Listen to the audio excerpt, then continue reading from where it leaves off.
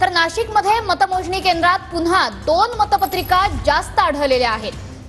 काही वेळापूर्वी 3 मतपत्रिका या जास्त आढळून आल्या होत्या आणि आता नाशिकमध्ये मतमोजणी केंद्रात पुन्हा एकदा 2 मतपत्रिका या जास्त आढळलेल्या आहेत। जितकं मतदान झालंय त्यापेक्षा 2 मतपत्रिका या जास्त आढळल्या आहेत। चंदन पूजाधिकारी आपले प्रतिनिधी सध्या सोबत आहेत। चंदन, काय अधिक माहिती?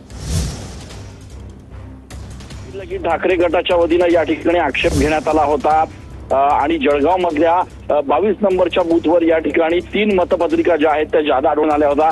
आता पुन्हा एकदा 2 मतपत्रिका जादा आलेल्या आहेत आणि त्याच्यामुळे पुन्हा एकदा मतदान प्रक्रिया जी आहे तिच्यावर आक्षेप घेण्यात आलेला आहे। सुधाकर बडगुजर आहे ठाकरे गटाचे नेते। सातत्यानं काही वेळापूर्वी 3 मतपत्रिका जादा आलेल्या आहेत, आता पुन्हा 2 मतपत्रिका जादा आढळून आल्या आहेत। काय नेमकं सांगाल?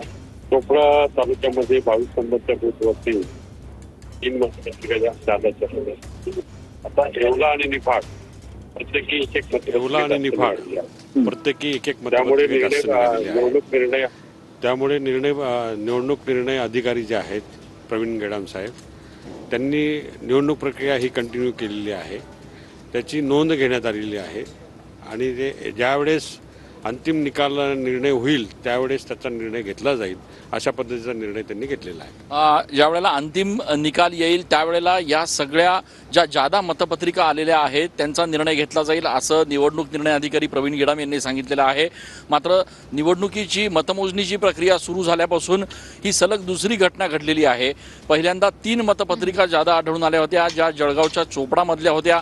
आता निफाड आणि येवला या ठिकाणची एक अशा 2 मतपत्रिका ज्या आहेत त्या जादा आढळून आलेल्या आहेत आणि त्यामुळे आता या संपूर्ण प्रक्रियेवर पुन्हा एकदा आक्षेप घेण्यात आला आहे। अर्थात असं जरी असलं तरी मतमोजणीची प्रक्रिया ही सुरूच राहणार आहे। फक्त जे वादग्रस्त विषय आहेत किंवा ज्या मतपत्रिका जादा आढळून आलेल्या आहेत त्यांचं काउंटिंग जे आहे ते शेवटी केलं जाईल अशा पद्धतीची माहिती जी आहे ती अधिकाऱ्यांकडून देण्यात आलेली आहे आणि त्याच्यामुळे ही निवडणूक सुरू झाल्यानंतर आता मतमोजणी प्रक्रिया सुरू होऊन जवळपास 4 तास लोटलेले आहेत। मात्र गोंधळ जो आहे तो या ठिकाणी बघायला मिळतोय आणि एकूणच अत्यंत किचकट अशा पद्धतीची ही सगळी प्रक्रिया असल्यामुळे यामध्ये आक्षेप देखील ठाकरे गटाकडून सातत्याने घेतला जातोय। मनुश्री, नक्कीच चंदन, त्याच्यामुळे या मतमोजणीच्या प्रक्रियेवर आपलं लक्ष असणार आहे। तुर्तास धन्यवाद या सविस्तर माहितीबद्दल।